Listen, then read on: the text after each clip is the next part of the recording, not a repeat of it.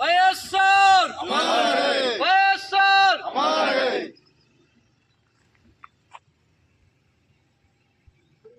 జోహార్ వైఎస్ఆర్ జోహార్ వైఎస్ఆర్ జోహార్ YSR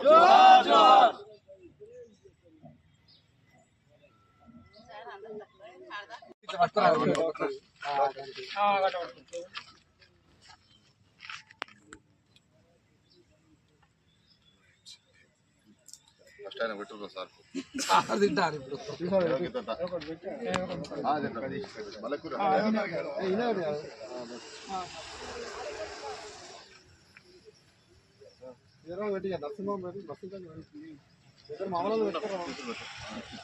cinema పెట్టి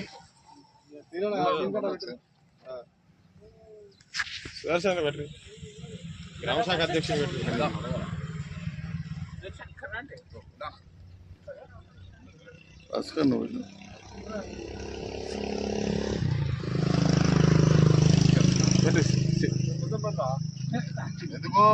మధ్య పెట్టు లోపలకు గట్టిగా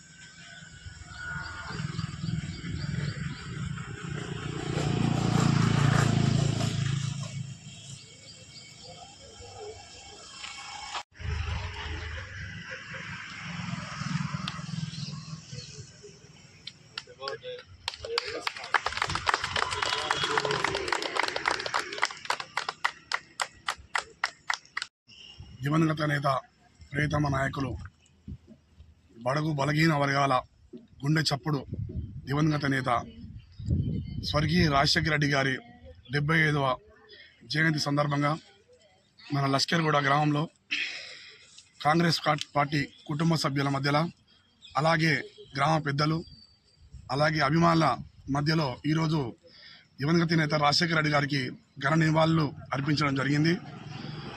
ఆ మహానేతని ఇప్పటి వరకు కూడా మరవలేకపోతున్నాం. ఆయన చేసిన సంక్షేమ పథకాలే కానీ పేదవారికి ప్రతి ఒక్కటి అందించిన పథకాల గురించి ప్రతి ఒక్క పేదవాడు మరవలేకపోతున్నారు రాజశేఖర గారి గురించి. మేము కూడా దుఃఖశోకంలో ఉండి ప్రతి సంవత్సరం పెద్దలు డాక్టర్ రాజశేఖర రెడ్డి గారిని కన్నీటితో నివాళులు అందరి మధ్యలో అర్పించడం జరుగుతుంది. ఈ యొక్క అవకాశం పనిచేయలేదు. పార్టీ కోసం, పార్టీ పేరు కోసం, పార్టీ 24 గంటలు పార్టీ కోసం పనిచేసిన వ్యక్తి. ఇక్కడ నేను చెప్పేది ఏంటంటే ప్రతి కార్యకర్త అయినా, లీడర్ అయినా, నాయకుడైనా ఎవరైనా సరే కాంగ్రెస్ పార్టీ కోసమే పనిచేయాలి. స్వార్థం కోసం పనిచేయద్దు, వ్యక్తిగతంగా పనిచేయద్దు.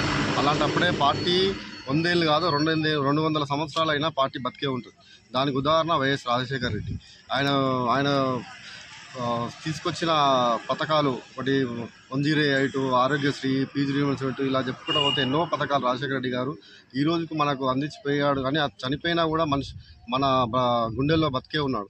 వైఎస్ఆర్ లాంటి ప్రతి ఒక్క కార్యకర్త, నాయకులు, లీడర్ వైఎస్ఆరే కావాలి. ప్రతి ఒక్కరు వైఎస్ఆర్ లాగానే మనం ఇన్స్పిరేషన్ తీసుకొని ముందుకెళ్ళాలి.